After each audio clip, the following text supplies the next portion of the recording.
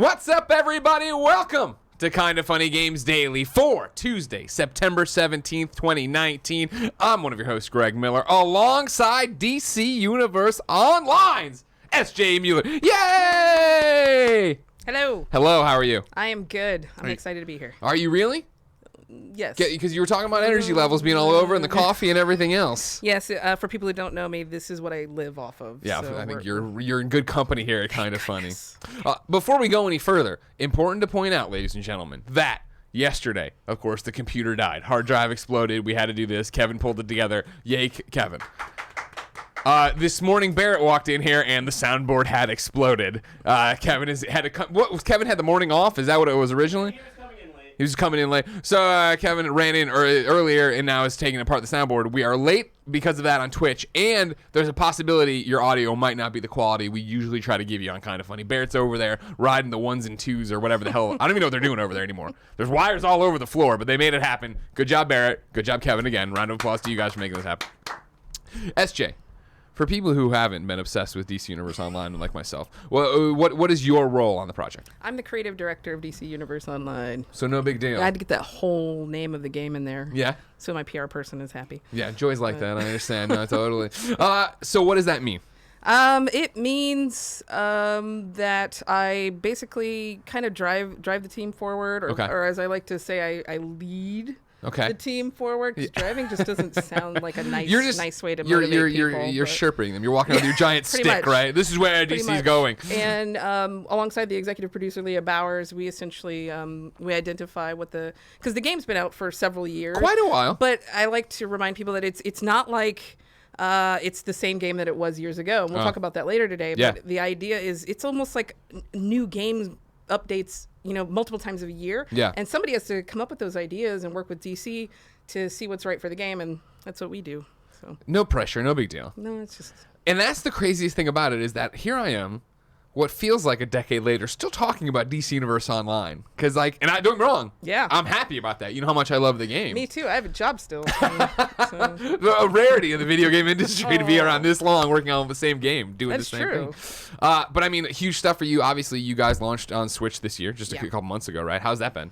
It's incredibly exciting. Yeah. Like I say, I have DCO in my backpack right now. It's really fun to be able to play it. Like me and a lot of the devs, we play while we're traveling. Yeah. That didn't used to be a thing unless you had like a really sick laptop setup at the airport. And those things are always so heavy. And it was really great to reach the Nintendo audience. Like there's a lot of people who are like, what is this game? I've never heard of it. Wait, what? I can make a superhero? That's awesome. And it's free to play? And it's just like all you got to do is download it, essentially. And you're right there with Batman and Superman and Wonder Woman. And then what, just this week is it, or just last week you guys released Metal?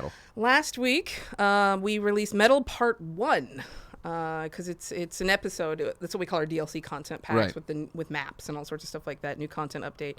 And that's the first one that our Switch players have ever seen. Nice. So it's at least from brand new at launch, because everything's on the Switch version. You're right. Absolutely. I got a PR person, don't worry. Everything's on there, but this is the first time they've been introduced to something new. Yeah. While they've been playing. Yeah, exactly. So that's awesome. We're going to hopefully, knock on wood with the soundboard exploding, play some of that later and do some of that stuff later. But later in this episode, we are going to talk about MMOs because today we're talking about how E3 2020 might be crazy different, Apple Arcade might be crazy awesome, and you might be crazy if you're working on an MMO in 2019. We'll talk about all that and more because this is Kinda Funny Games Daily. Each and every weekday on a variety of platforms, we run you through the nerdy video game news you need to know about. If you like that, be part of the show. Patreon.com/kindafunnygames with your questions, comments, concerns, and everything under the video game sun. Then tune in to watch us record the show live when it works on twitch.tv/kindafunnygames. If you're watching live, you have a special job. Go to kindafunny.com/you're wrong and tell us what we screw up as we screw it up, so we can set the record straight for everybody watching later on youtube.com/kindafunnygames, roosterteeth.com, and listening on podcast services around the globe. Housekeeping for you. There's a new Oreo Oration out today. It's the most stuff Oreo. It breaks my brain when I make a most stuff double stuff Oreo, and it was disgusting. You can check it out, youtube.com/kindafunny. Thank you to our Patreon producers, patreon.com, Retro Games, Blackjack, and Mohammed. Today we're brought to you by kindafunny.com/PAX Tournament, but I'll tell you about that later. For now, let's begin the show with what is and forever will be the Roper Report. So one of the soundboard things being broken means nobody can hear you. Yeah, no Oh, okay. 5 items on the Roper Report. Did it pick it up? Can you hear it? Could you hear yourself in the thing? Cool. Can you hear SJ okay? Can you hear me okay? Everything's fine? Okay, just making sure. Number 1 on the rope report, the big one. E3 2020 is proposing an overhaul. This is from Mike Futter over at GameDaily.biz. The ESA is hoping to turn E3 into a Gamescom-like festival, and an additional 10,000 consumers may pack the LA Convention Center. The ESA is trying to rebrand E3 as a, quote, fan, media, and influencer festival for next year's event. In a pitch deck intended for the lobbying group's members, parentheses, updated last August 16th, 2019, the ESA says it has plans to adapt its offerings in response to feedback gathered from publishers. As part of its overhaul, the group proposes leaning into influencers and paid celebrity deals with talent representation agencies like UTA and CAA. The deck includes 2 examples of these high-profile celebrity activations, including members of the Los Angeles Lakers playing a basketball video game in front of fans or actors competing in a tournament. These attractions rely on a massive change to the E3 show floor. The presentation includes a sample of what the LA Convention Center's West Hall might look like, with 8 experience hubs in the middle of the traditional booth. Barrett, if you have the ability, if you see there, I hyperlinked there, you can go to Mike's article on GameDaily.biz. There is a little infographic or the pitch. ESA members voiced approval for the new floor plan. The lobbying group says it hopes to create exclusive appointment-only activations for select attendees who will create buzz and FOMO. This is a direct quote right there. ESA members shot down the idea of paying celebrities, though, according to 3 slides labeled Member Decision Points. Celebrities will be invited through an organized program instead. Industry attendees, including media, should be aware that the ESA membership approved the additional 10,000 Gamer Badge attendees, bringing the total number of consumers on the show floor to 25,000. The E3 schedule may be reconfigured with an industry-only day on Tuesday, before opening the doors wide to ticketed members of the general public Wednesday and Thursday. Even with the additional 10,000 people, E3 won't come close to the largest gaming industry events around the world. With fortuitous timing, Nico Partners senior analyst Daniel Ahmad shared the following attendance statistics for major conventions this year. Gamescom 2019, 373,000. China Joy 2019, 365,000. It goes on like this. The lowest one he has in the thousands here, or I shouldn't say that, in triple digits. G-Star Korea 2018, 235,000. E3 2019, 66,000. Quite the drop-off. The ESA membership is not aligned with the lobbying group that E3 should be a consumer event. The lobbying group's publisher partner shot down an idea for a PlayStation-like movie theater experience. However, there are a number of consumer-focused plans on the table. A proposed digital app and experience may help mitigate wait times. On paper, this reads like Disney's Fast Pass system used in its amusement parks. Users will register for a demo time window and come back later to avoid waiting for hours for a single game. The ESA does have plans to take advantage of those long demo wait times, though. The group has plans for what it calls Q-tertainment, like a line queue entertainment shoved together, to market to those in line. This 2-pronged approach creates a rich opportunity for E3 exhibitors.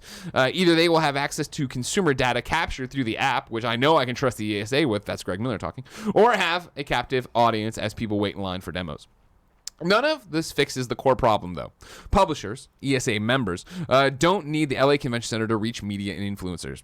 They don't need 1 week when the entire year includes media events and consumer conventions. E3 can still have value, but the ESA continues to push the event towards the consumer focus. It is in conflict with the majority of members that do not want it to be yet another event for players. This is an identity crisis that Q-tainment and celebrities aren't going to fix.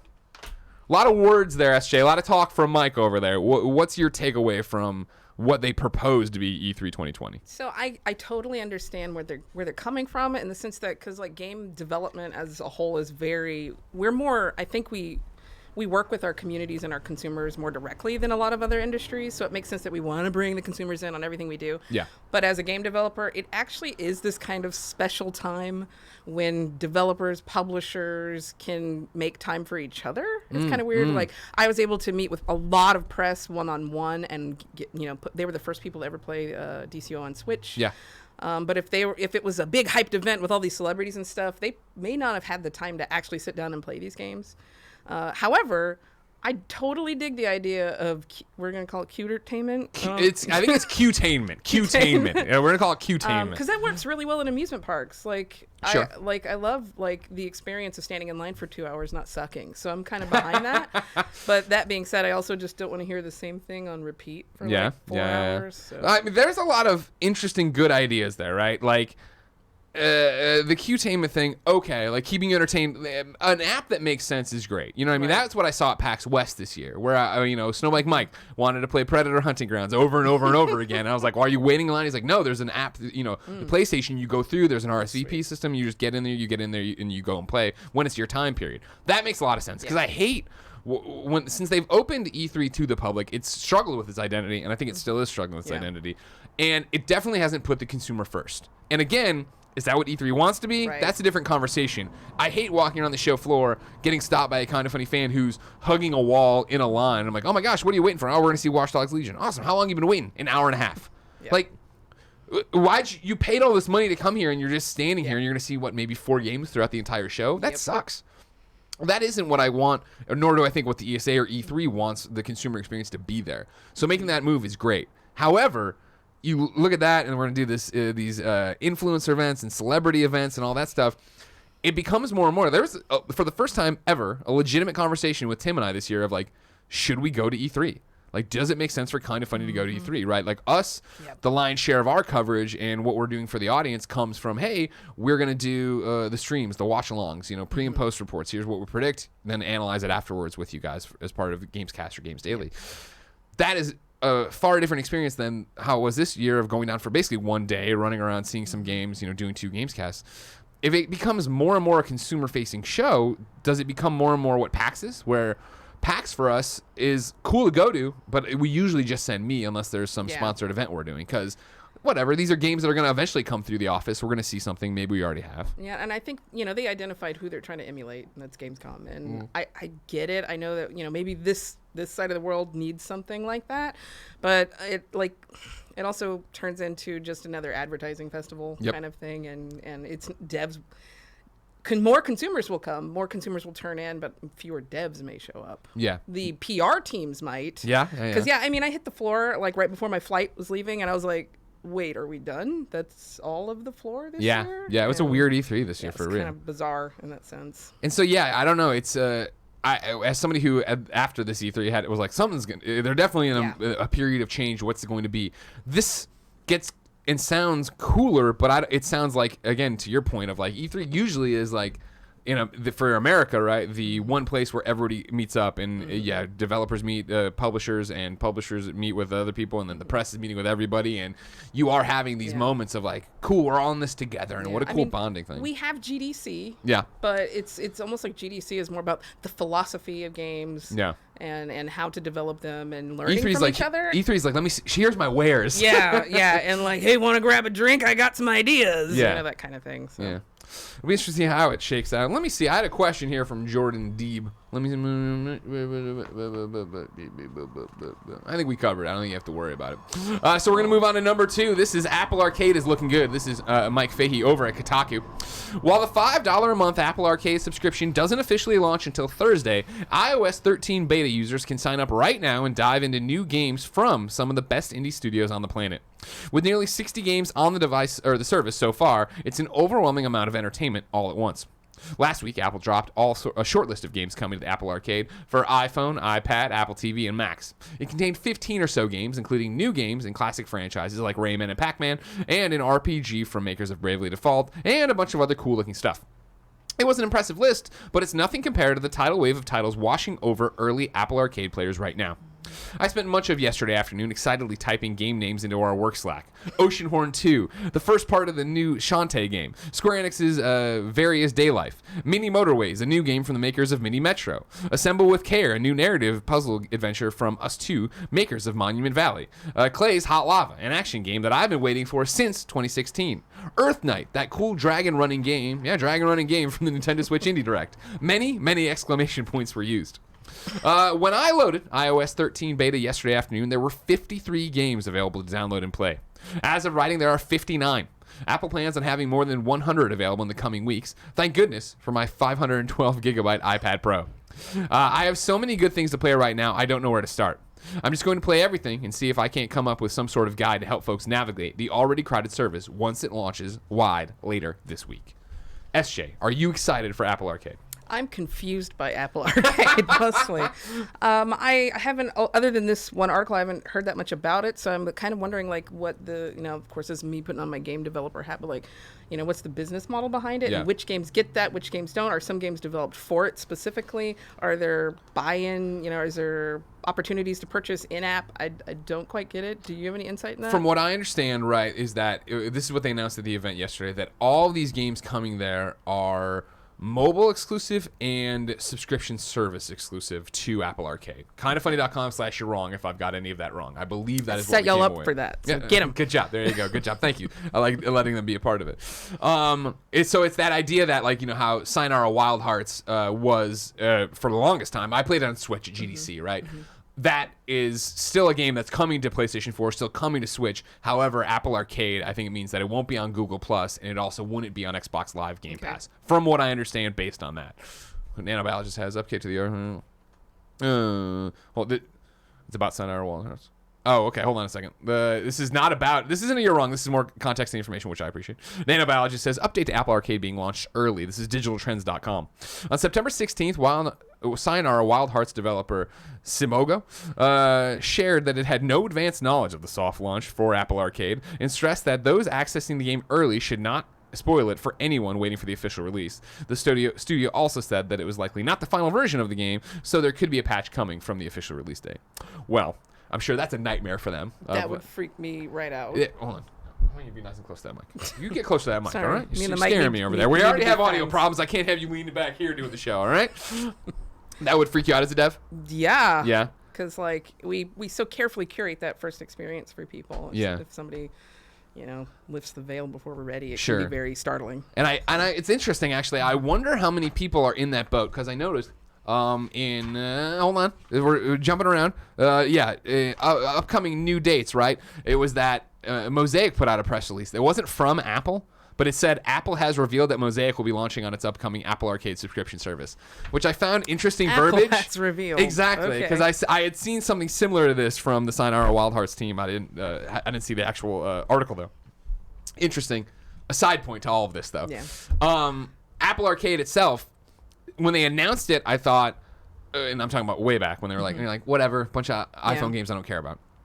When we got that first taste and they were like, here's Frogger, you're like, all right, whatever. Here's this weird undersea game. I don't get that either. And then it was like, here's Sayonara Wild Hearts. It's like, okay, wait a second. Like, are we getting more real, quote unquote, games? I'm an asshole. Sorry. You know what I mean? Of like, what is this service going to be? Right. And then, like Mike's talking about, right? To see some of the names people have been waiting so long for, right? To see a game from Clay in there, right? I think Mark Bozon had something up yesterday with a whole bunch. Do you know Mark Bozon? He used to work at IGN a long time ago. Now he's at Apple. Sorry. I'm just dropping names here. He's a creative producer at Apple Arcade. Yesterday, he tweeted something. Well, now he's retweeting all these names. So yesterday, Bozon tweeted this. So a new Shantae is out, Exit the Gungeon, a game from Cappy, a new Rayman, a new Square RPG, 2 games from RAC7, Oceanhorn 2, a game from Clay, 2 from Snowman, a Capcom and Konami game, a Detective Grimoire, a Zach Gage game, Wild Hearts. How's everybody else's Monday? And I didn't fully understand that because I didn't understand the iOS beta stuff, right? Because I thought, well, isn't it Thursday all this stuff drops? That announcement, these impressions from Fahey, get me even more excited from what I saw last week with it. I was gonna say, I mean, the price point's right, at least as far as the consumer goes. Well, I mean, like, let alone the first month's free if your first month's free when you get in there to try it. Like, it's very exciting and really cool. And if it is that Apple's working with all these indies and hey, all right, cool, like you can still put your stuff wherever you want to put it, but why not put it here and put it be part of the subscription service? It's the same thing I think Xbox Game Pass does so well. However, and I've talked about this before, I think it positions itself in a different way where Xbox Game Pass is a great deal, right? And it gets you to turn on your Xbox and do all these different things. This sounds like something that's actually going to get me to play games on my phone, which I don't do. If you know what I mean, Right, if the Cappy game's great, if Clay games is great, and I'm actually there, and let alone you can now sync PlayStation and Xbox controllers to your iDevices, like it's suddenly getting me closer to that future I always talk about on this show of like, man, I wish that I hope Google Stadia works, right? Like I'm playing Borderlands right now, reals. and it's that thing of if I could do cross save with it, or if it had already come out and I was playing it strictly on Stadia. we have 5 seconds. I'm at an airport, be able to connect and work. That's a rad thing. It's also a rad thing if Apple is investing in games and getting quality games from quality studios, and suddenly I have them in my pocket. I have them on my iPad. If it's good, if it demands it, I can use a controller with it. I think what we're seeing is the results of a very competitive, kind of healthy market in the sense that there's so many different game producers out there, different companies and stuff competing. That's why a lot of them are leveraging themselves, like Google, as something that's going to change the way we play games, because that's how the consumer lucks out and gets a lot of these great deals and great new services. And people, it's this weird push-pull between like direct buy versus free versus buy an app versus here's a subscription. And I get dizzy just thinking about it, and it's my job to think about it. I know, right? Yeah, that's the thing. And yeah, to the point of like competitive, it's so interesting because I remember when it seemed like the deals were, is your game going to be exclusive to PlayStation? Is it going to be exclusive to Nintendo? Is it going to be exclusive to Xbox? And then it became, well, is it going to have an exclusive window on content on it? And now is it going to be exclusive to the service? Is it going to be on Epic Game Store? Is it going to be on PlayStation Plus? Is it going to be it's crazy to see how the industry has evolved and continues to evolve and the different fights everybody fights. Totally. But personally, I can't believe I'm saying this. I am super excited for Thursday. Like I'm very, is this going to be 12:01 a.m.? Should I stay up and look and like, because I'd love to come into Gamescast and be like, I've played 5 different games. Here's what I think's rocking. Here's what isn't. You know what I mean? Like, I'm super excited to see what happens. Frankfurtter wrote into it that patreon.com/kindoffunnygames says, "Good morning, Greg and SJ. Apple has unveiled their launch tutors for Apple Plus or Apple Games Plus, and I have to say they look great. With Apple's plan to add an additional 100 games in the coming weeks, do you think that these games will be quality titles like most of the launch titles, or do you believe that the 100 will mostly be shovelware? Also, we all know that you, Greg, are going to be a day one adopter. So, what are you excited for, and what would you like to see added?"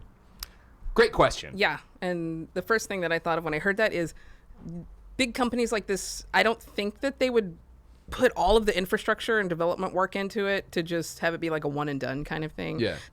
I would suspect they're thinking long term, and that they know they're going to have these tentpole titles to hold it up every quarter. Yeah. So I would think that's again another win for the consumer there. Yeah, it's going to be fascinating. I would have thought, in leaving the Apple event last week, I was like, all right, cool. They're going to put out a handful of games.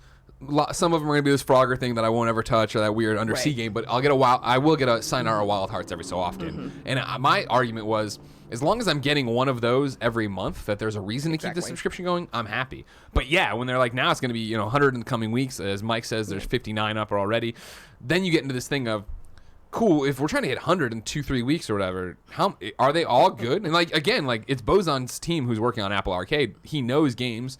I would imagine they're not just greenlighting crap to get on there. You do want quality over quantity, but it remains to be seen, I think. Yeah, because if your user's first experience is one of the quote crap games, you're gonna lose them.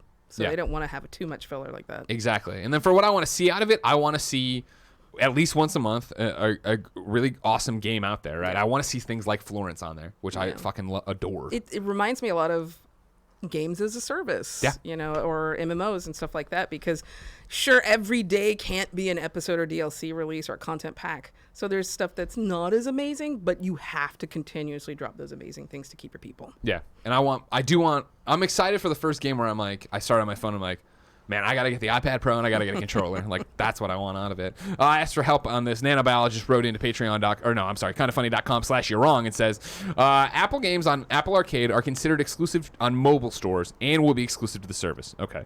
They're curated games with a full experience and no microtransactions. Apple Arcade will not have shovelware. It is curated library with full experience, no ads or microtransactions. Thank you, Nano. Speaking of microtransactions and weird things, also there's another link here for you, Barrett. If you notice video tour, I'm going to want you can click on that while I read and play it for people. Sound off, please. Number 3 on the Roper Report, a GameStop test store has surfaced online. This is Matt Kim over at IGN. IGN can confirm the accuracy of a recent Facebook video, which appears to show what one of the redesigned GameStop stores could look like under the company's GameStop reboot plan. A GameStop store in Pryor, Oklahoma, posted a video tour of what looks like a new layout for the store. A source familiar with GameStop's operation, who's requested anonymity, has confirmed that the store matches the blueprint layout of the redesigns shown at GameStop's annual conference. IGN sources say there's a test store in Oklahoma with the same state from which this video is from. A second source familiar with GameStop's future reboot plans said that not all stores will look like the one in the video, with some stores redesigned for a focus on esports, retro games, as shown here, or a more traditional design similar to existing stores. Other features, like the wall-mounted tablet, are more universal features that corporate will implement across all stores. The new store appears to ditch the glossy black and white aesthetic of current GameStop locations. Instead, the store now sports a more muted gray color aesthetic with faux wood paneling. The store is also sleeker and more streamlined, with cleaner rows of games as well as a small table for video game apparel and figures. There's also a wall-mounted tablet in the store that customers can order from, as well as a sofa and HD TV located in the middle of the store. Furthermore, in the back of the store is a new space filled with CRT TVs and tables, apparently used for tabletop games. This would align with GameStop's previously stated goals of turning stores into event spaces where they could host live tournaments and live events. SJ, you had said you'd already taken a gander at this one.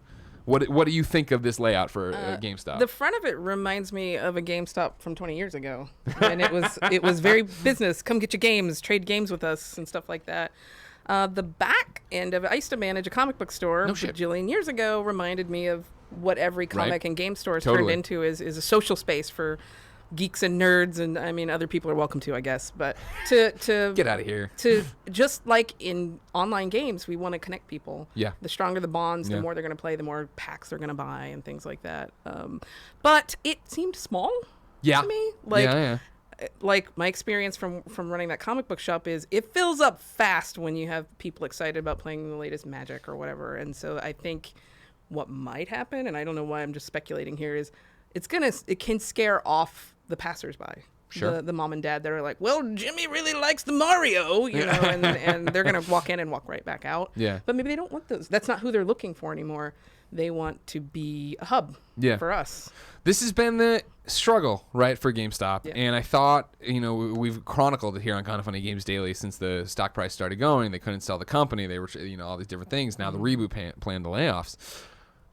I still struggle with the idea of it working because I think they're just too far gone. And I've been saying and I know they've confirmed this since then, that they're gonna have to close a lot of stores, right? That's what I was saying. You gotta, that's your major loss leader, I would imagine, in terms of we're just spread too thin. Let's get down and let's get focused. Even getting back and focused, you worry will the GameStop brand, even if it was, hey, come hang out and play CRT in the back, how long does that transition take to get away from power to the players, trading your stuff, get out, to actually hanging out? Which is what the Nano Biologist writes into on patreon.com/kindoffunnygames. What's up, Greg and SJ? GameStop's new store layout got leaked, and I'm not sure that this new friendlier space is enough to save the stores. While I think the tables and TVs to play games is a great touch, many people go to the stores to play games already have spaces like that, like board games, comics, and card and retro game stores. Plus, many people, from what I've seen at my own GameStop, are there with a family to grab something quick or to shop with their young kids for something cute or a toy. Do you think this new welcoming gamer space will be enough to attract customers, old and new, to stick around, play games, and treat it like a hangout spot instead of just a store? Has the GameStop brand been too ingrained with people to remain just a storefront? The only way I can think to help this experience is if they also partner with a retro game store for game nights, have game nights again, or allow people to actually try out games before they buy instead of those outdated demo kiosks.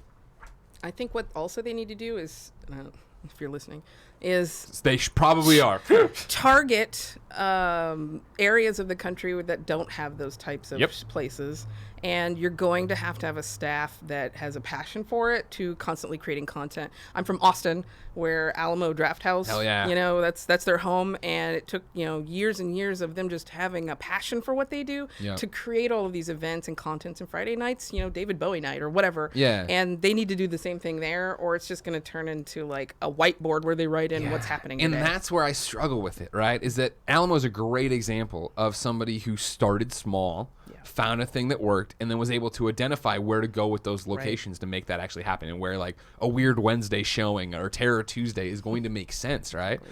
GameStop, and granted, they're not doing the same thing at every store. GameStop trying this out, I worry about that of like, if I was starting a game store tomorrow, it might look similar to this. I thought it was cool that they had the snacks in there, and like they're encouraging you to hang out and play games in the back. That's so easy when you are a independent retailer like a comic book shop, and you're able to say, man, you know what?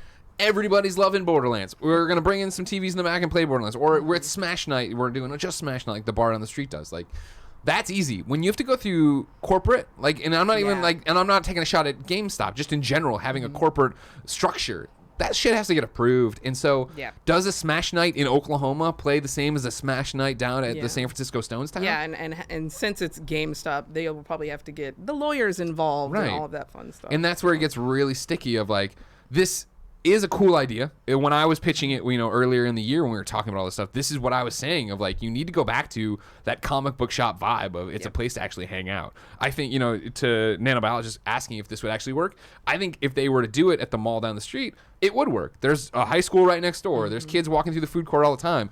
Even with the, like, I think something that was missing that I when I was growing up was easy of your parents would park you somewhere. All right, cool. Go to KB Toys and I'm going to go do all this other stuff. Great. Awesome. Thanks. See you guys later. For this to be like, all right, go to GameStop and hang out in the back and play N64 or whatever. Yeah, is it this generation's arcade? Yeah, exactly. And can it be, right? Because even as I talk about, although it would do well down there, the GameStop in Stonestown is tiny. It's the size of this room. Like, you're not going to be able to do exactly the same thing that they just did in Oklahoma there. And so the nightmare of what GameStop is trying to do from a logistics side of figuring out what stores work for which way. What, do we have to, we're trying to save money. We've closed these stores. Can we move it so that they get a bigger spot? It's who the hell knows? And that could be what it's doing. Because I worked for this comic book store and it's had 1, 2, 3, at least 4 locations because it would, hey, let's invite people in. Oh my gosh, we need a bigger space. I mean, it changed locations twice while I worked there. Yeah. Kind of thing. So they need a big footprint to host events like that. Yeah, I mean, I wish them the best. Obviously, I think that even though I'm a digital guy, like I like having brick and mortar. I do like the idea of having a place where people can go and hang out. I do like the idea that for me, I remember it being such a sense of identity of being able to walk into Funkoland and be like, I'm with my people. Yeah. I could talk to the person here about WCW versus NWO and they understand what I'm talking about. I don't want people to lose that, but who knows. Number 4, Final Fantasy XIV Shadowbringers. Nier Automata Alliance raid details have been published. This is Matt Kim at IGN breaking down the patch for you. Patch 5.1 is coming in October. It's going to include new main scenario quests. These are new quests continuing the Shadowbringers storyline. A new 24-player Alliance raid, The Copied Factory, designed by guest creators Yosuke Saito and Yoko Taro. Restoration of the Holy See of Ishgard, new crafter and gather focused content. There's new game plus, a new dungeon, a new extreme trial, new beast tribe quest for the pixies, a PvP update, a blue mage job update, performance action updates as well. That's a lot of updates to Final Fantasy XIV, an MMO that keeps on trucking. Feels like home. I was gonna say feels very similar, I'm sure, to your day-to-day at DC Universe Online, right? Yeah, and there's something in here that actually is really interesting to me. And shout it out, please. The idea of a guest content creator. Oh yeah. Like we have guest voice actors, Superboy. Yeah, that's me, everybody. In only one section. You know what I mean? Should let me record all the lines. It was an important section, though. But anyhow, I'm aware. I'm not saying it's not a big deal. I'm saying I recorded all the lines for people. And that's just, it's probably an annoying legal hurdle to jump through and who gets paid what, but it's a really neat idea. Like, it'd be really exciting to have like a comic book writer contribute to a story. Although our new writer is actually a comic book writer, so I guess got that covered. Yeah. Paul Benjamin joined the team this year. That's awesome. Congratulations. With our update that went out last week, Metal Part 1, people have been like really commenting how we've gone back to really giving a crap about the story. I always have given a crap about the story, but when you have that skillful guest creator to come in, my mind's just going crazy on who we could bring in. I'm right here. Let me craft a Superboy quest for you. No big deal. Would you like to be a game developer? I'll just send you an outline. You guys build it. You just do that. You know what I mean? Somebody else can write the lines. No, I can do it. I can do it. So, yeah, I mean, when talk to me about that. What is it like working on an MMO, let alone DC Universe Online? It's been around for so long now. It is. It's. Some people say it's a marathon, not a sprint, but I think it's a sprinting marathon because, like we were talking about earlier, you got to keep it new. You got to update things when they're out of date. We're updating the character models in our game because they were all designed in 2005. Yeah. I mean, that's like 2 DC reboots ago. Oh, I'm aware. I remember when you guys finally, it was like, Superman lost his trunks. And he lost his trunks just in time for DC to put the trunks back on Superman. Yeah, and we're like, well, he's just gonna be enjoying the breeze for a while, because it's quite difficult to work in 3D spaces and create assets like that. Sure. Totally. So that's pretty much my take on it. Except you also have to think about, you want to keep your players forever. Mm-hmm. ideal. You want to give them something that makes them happy and they never want to find another game.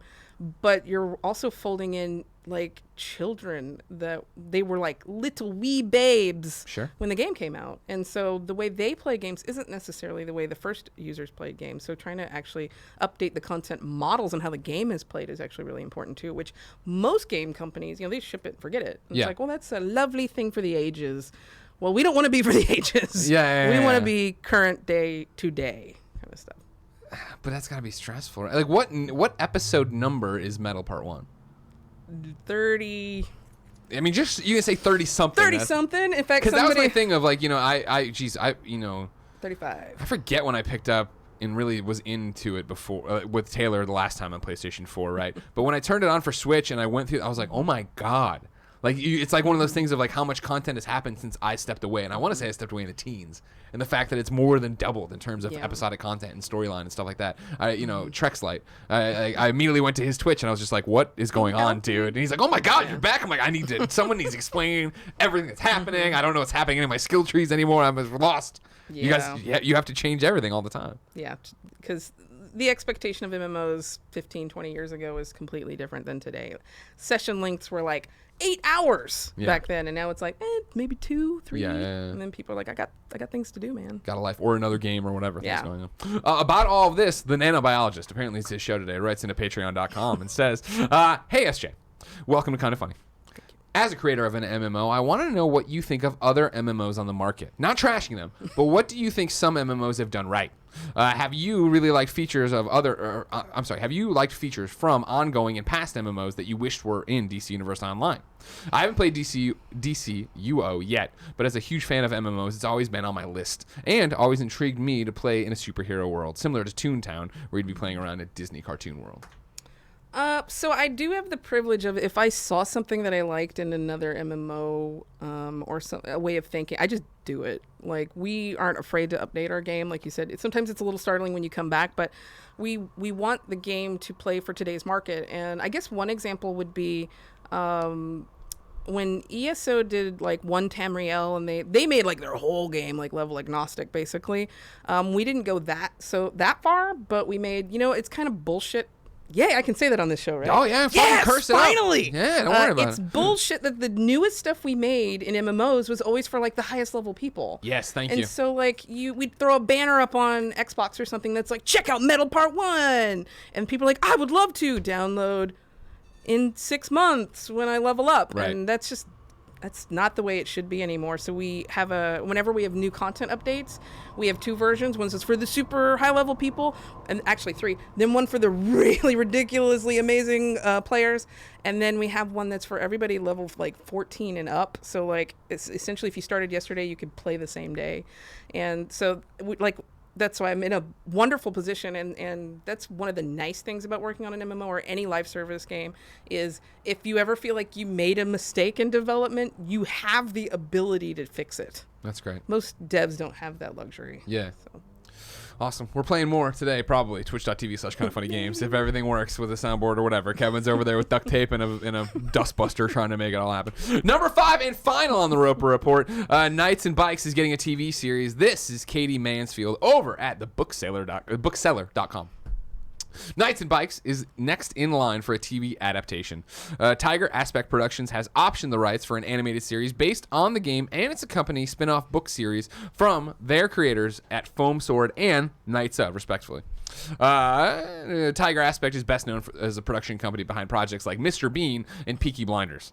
Quote, the energy, humor, and joy that continually burst out of TV animation was a large inspiration in creating Knights and Bikes, said Foam Sword's Rex Crowley. Of course, we know Rex. He's the one who came on here with a bunch of weird British words we didn't believe.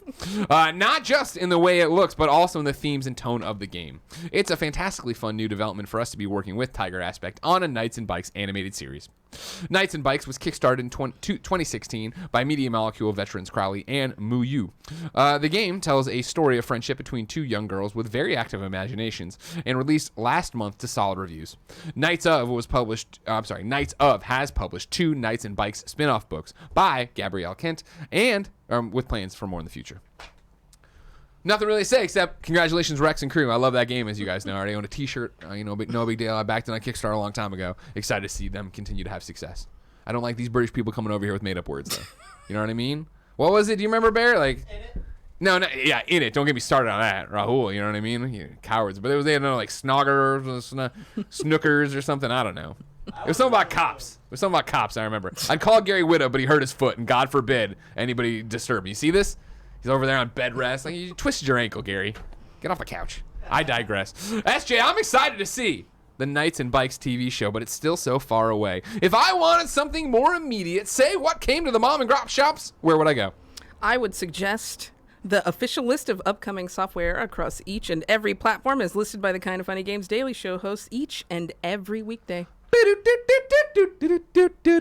Yeah. Great job, Barrett. You're playing through. You know what I mean? I'm trying. Don't worry about it. Out today, Castle Crashers Remastered on PlayStation 4 and Switch.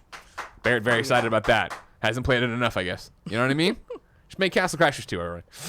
Jet Cave Adventure on Switch. Bus Simulator on PlayStation 4 and Xbox One. AI, The Sonomium Files on PlayStation 4, Switch, and PC. Rebel Cops on PlayStation 4, Xbox One, Switch, and PC. Devil's Hunt on PC. Lego Jurassic World on Switch. Groundhog Day, Like Father, Like Son on PlayStation VR and Steam VR. If you are wondering, yes, that is a sequel to the Groundhog Day movie, where you are Phil Connor's son. I am not making this up. It is a sequel inside of that movie universe. It doesn't have it. It has the same characters, not the same thing. But you got like Andy McDowell's characters there, the annoying insurance guy whose name is escaping me right now. They're all there. Real Fishing Road Trip Adventure is on PS4 and Switch. Daymare 1998 is on PC. Black Bear, The Cursed Jungle is on PC. Rockstar Games has a launcher. If you download it and play the latest Rockstar game, you can download it and play the latest Rockstar Games PC titles. Ned Ryerson, that's his name from Groundhog Day. Nobody corrected me. I got that on my own. I just want to point that out. You can download the Rockstar Games launcher today, and you'll get a free copy of San Andreas as well. You got a trailer here for it? Is that what you're trying to show me here? Yeah. Like, look, I believe now. What I did is I watched the trailer weeks ago, and what I'm pretty sure happened here is that they took over the bed and breakfast. I think it's that they live in Puxatawny. You are Phil's son, and Andy McDowell's son, right? And like, but it's literally the same place. And I'm not making this up, everybody. Like, you got the same alarm clock, right? You're living in here. You're smashing the clock. You're not pranking me? I'm not pranking you. It was at PAX, and I didn't play it because it was so close to coming out. But I definitely, when I saw it, I was like, I'm a big Groundhog Day, obviously Bill Murray fan, so I had to know about it. And then sure, there he is, Ned Ryerson right there. Like, did you ever want to do Groundhog Day 2, but in PlayStation VR? If so, today's your fucking day, folks. All right, you know what I mean? Can't speak to the quality of it at all, but this is something that's happening, and it's got puzzles and all sorts of things. Who knows? Warframe's Saint of Ultra update launches on PlayStation 4, Xbox One, and Switch today. And then the Stranger Things chapter of Dead by Daylight, Sirens Are on Our End, is available today. Oh, I shoved two together. And then, no, that's actually an upcoming date. So hold on. New dates. Jenny LeClue is landing on PC September 19th. Apple Arcade, Switch, and PlayStation 4 coming soon. However, parentheses, the Apple Arcade beta for, it's already in the Apple Arcade beta, iOS 13 for beta users. Which would lead me to say it's probably launching on the 19th along with the rest of the games. I think there's something weird going on where you can't say it until Apple says it, and so you're like in a weird thing. Other new dates, the Call of Duty Modern Warfare Open Crossplay beta starts Thursday. For the first time ever, Call of Duty players can play against each other on PS4, Xbox One, and PC. And then, as I said earlier in the show, Apple has revealed Mosaic will be launching on its upcoming Apple Arcade subscription service, which seems like they're throwing shade, but I can't prove it. No one really knows. Time for Reader Mail. You can write in, of course, to patreon.com/kindoffunnygames, where you can get the show ad-free as well. And speaking of ads, this episode of Kind of Funny Games Daily is brought to you by kindoffunny.com/PAX Tournament. Remember, over the weekend, we put up the Inner Sight Tournament. You can go watch Let's Play 26 of your favorite video game personalities playing each other and screaming at each other and doing stupid stuff. First question comes from Chris RVA, who wrote into patreon.com/kindoffunnygames and says, "Hello, Greg and SJ. Yesterday, you discussed the recent sentencing for the Ohio swatting incident. You mentioned you hope for a more stringent sentence in order to deter future incidents of swatting. Well, I'm a high school history teacher who tries to fit in relevant current event discussions whenever possible. This morning, I discussed the case with my class of 11th graders, and I have some disheartening news. Not a single one of them heard about the sentencing, yet everyone has heard of swatting. Worse, many found it funny and loved to watch swatting videos online. When told of the death and injuries resulting from swatting, most fell quiet, shocked that something they found so funny had caused so much suffering. So here's my question. How could the gaming community and game developers bring greater attention to this issue? Most teenage gamers, like my students, don't listen to gaming podcasts, nor do they follow gaming news sites like IGN or Kotaku. It is one thing to try and deter swatting with a stringent sentence, but it'll never work as long as the greater gaming public is never educated on the reality of the crime and its repercussions. It may seem like common sense, but most high schoolers are still learning critical thinking. First, I commend you for talking to them about this. 100%. And I think she Chris, yeah, it's he. Really hits the nail on the head about the repercussions, because it's just whenever we come up with a term for something, swatting, it's like it's almost like it almost makes it cute sounding in a way. Yeah. So really, like, showing what happens and the risk they're putting people under. Like, think about all the dumb crap you do when you're a teenager. You don't think about what's going to happen on the other end. Of course not. It just seems like a prank to a lot of people, and it absolutely isn't. I know people who have been swatted. I've been put on a do not swat list myself. So my parents were on a do not swat list because it really is kind of it's an epidemic, but it's also just a scary thing that it's almost like a boogeyman out there. So I think just the natural conclusion, sadly, we actually have an example of what can happen. Right. I can't understand why it's not more discussed, but I think that the biggest thing about it is continuing discussion. You know what I mean? Like, we're lucky enough to do a daily show, so we're able to talk about the event and then eventually the repercussions, most of the time, hopefully. And that is part of it. I mean, yeah, to Chris's point, like, talking to your students about it, talking to other people about it. Like, it's also, I feel that the extreme cases of swatting where something does go wrong, where there are legal repercussions, where there is a trial or something like that, are still in their infancy, right? So as that continues to become more and more known, a more real repercussion, a real issue, the conversations about that will spread, hopefully, right? Like, it is that thing of, like, I would encourage, and I know I don't have an avenue to them, but Twitch streamers, right? If somebody's making a joke about that in your chat, to stop playing your game and explain why, no, don't do that. Like, this guy died, right? And this guy's life is completely fucked because of it now. Yeah. Because they thought, it was a dumb prank. Yeah. And that's the thing of, we were all kids. We were all high school students. We were all a bunch of stupid shit kids. Yeah. And, like, you did stuff you didn't expect to have the repercussion. I do think that a punishment is necessary. Oh, 100%. Yeah, you just can't put up blinders and act like you can't put two and two together. That was the story. I know you were traveling yesterday to get here that we talked about on Games Daily, right? Was the idea that the judges, they wanted a plea bargain, the lawyers and this, and the judge was like, listen, I can't. Because the public needs to know that you can't do this. There needs to be an actual sentence handed down so that the system works and people understand the fact of, like, this. You're not going to get a slap on the wrist. Yeah, it's like maybe if you'd order a pizza delivered to their house, you could get a slap on the wrist. But not this. Exactly. Also, if pizzas just show up, who's going to complain? You know what I mean? This is 2038 Pokemon CEO, and I'm not 100% versed. Did Tim come to work today yet? Yeah. Can Joy Fox, will you go over there and get Tim Geddes for me? Is Link's Awakening Switch a normal embargo? I find it funny the embargo only lets reviewers talk about up to the third dungeon, while every preview talks about how this remake is nearly 1-for-1. It makes me feel like something happens after the third dungeon, but previews stress the similarities. Did you hear any of that, Tim? That mic doesn't work. That mic doesn't work. So just come over here and lean on me, right? Pokemon CEO. Have you met SJ yet? No. SJ, this is Tim. Hi. Link's Awakening Switch is Link's Awakening Switch and normal embargo. He's talking about how reviewers can only talk up to the third dungeon. While every preview talks about how it's nearly 1-to-1. It makes me feel like something happens at the third. Blah, blah, blah. So you, of course, are the one who got our review code. You didn't share it with me. You didn't even ask if I wanted it. You just redeemed it and took it.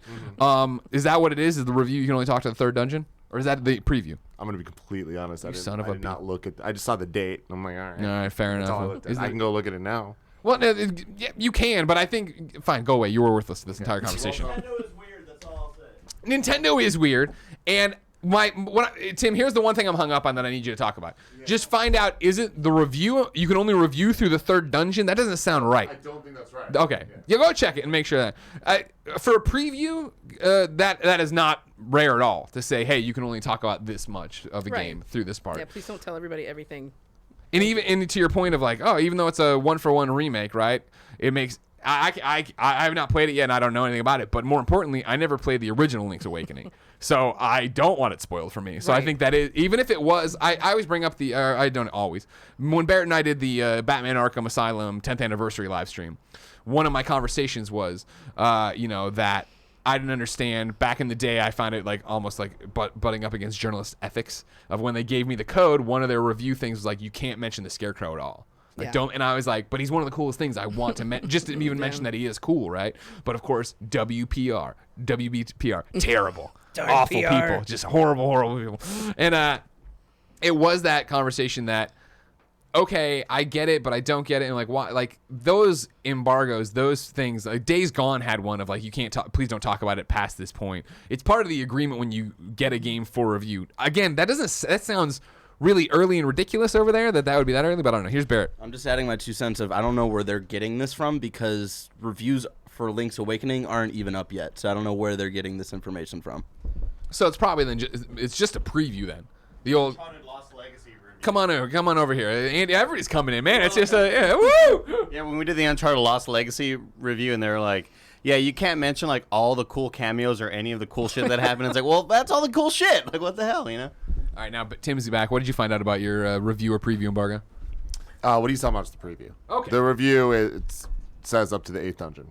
Okay. So, like everything. All right. Okay. Yeah. So that's fine. So it's just there's a couple story things you can't. Okay, that's fair. Now Kevin's here. What do you got? My preview of the game, I really like it. I'm at the 3rd dungeon. It's like I would a say that. cavalcade. I don't have anything to say about this. I just wanted to tell you I ordered a Lucho's burrito, and it's still real good. They nailed it. Yeah. Good. All right. Good.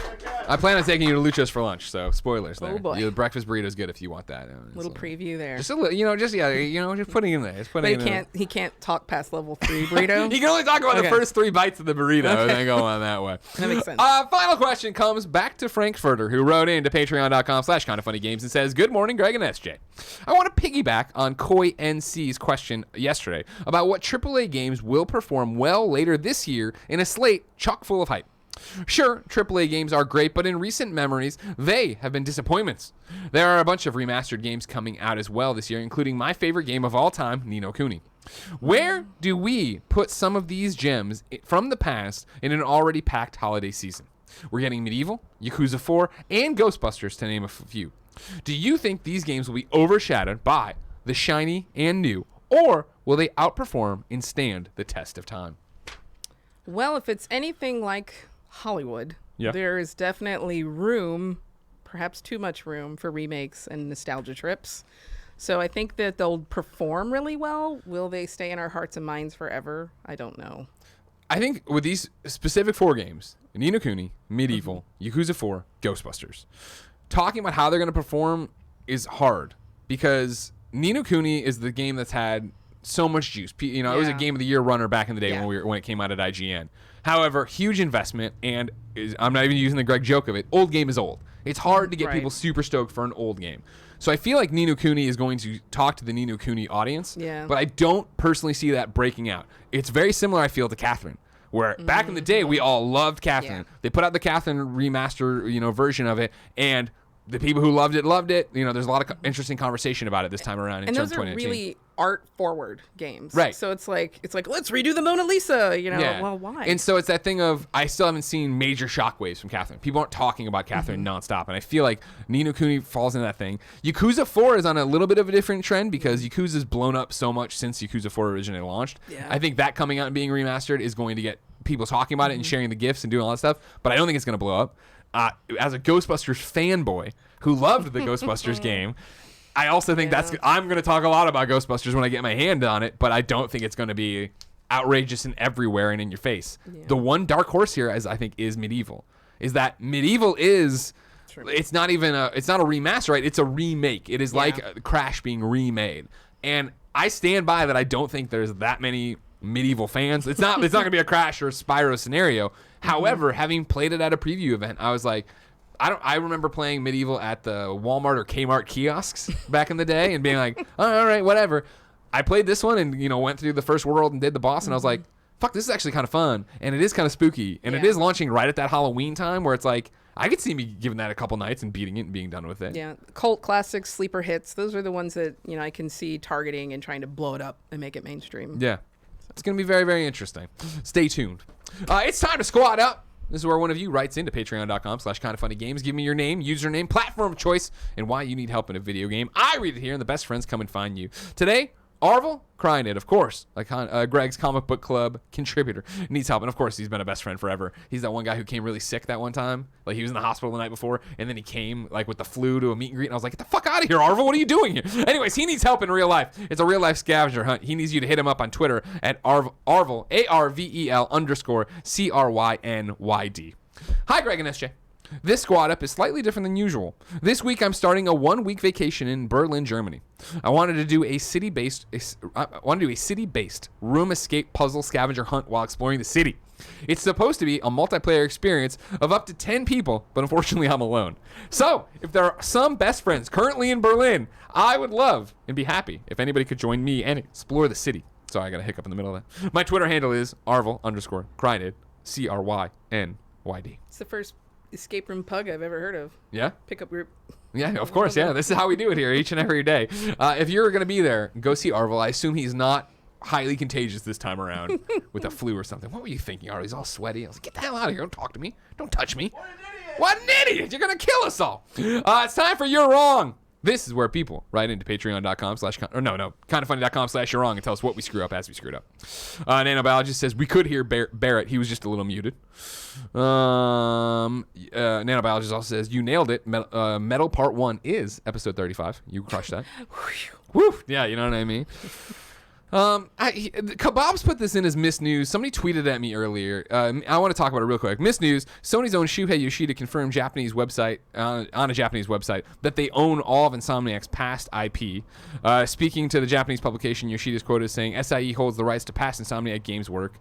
This would presumably include Sunset Overdrive, but also games like Fuse, Song of the Deep, 4 mobile games. Well, you're jumping to a lot of conclusions. People were excited about this in general. For me personally, this was confirmed the day of. Insomniac said they own Sunset Overdrive, and if you are now owned by a company, the company owns all your work. Yeah.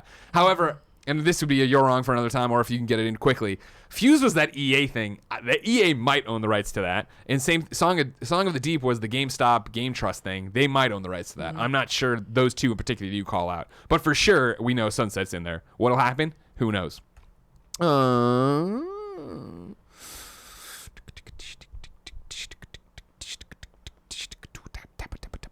Nano Biologist says, what is a do not SWAT list? The audio listeners may not know.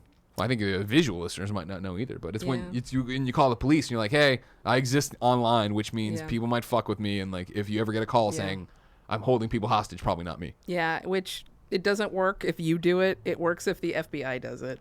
Huh. Yeah, I didn't know that. I don't think that you can necessarily ask to be on that list, but maybe ask your local law enforcement. Maybe I'm wrong, but from what I've been told, you can call in. Awesome. But I'm always like, you know how I don't. What, am I calling the right police station? Yeah, and then also when they get the report, are they really like, checking really? it? This person's planning crimes. Yeah, you know, it's like exactly. no, that's not why. Oh, okay. Nanobiologist says just announced Medieval has gone gold. That's great news. And then Imran says EA owns Fuse, Sony owns Sunset Overdrive, but don't own the publishing rights or the right of first refusal for a sequel. So there you go. Man, this is why I don't ever want to be an executive. Totally, no.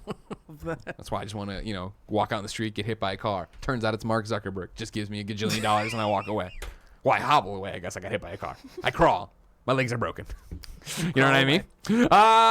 Ladies and gentlemen, that's Kind of Funny Games Daily for today. The rest of the week, of course, looks like this. Tomorrow, it's going to be Imran and Witta.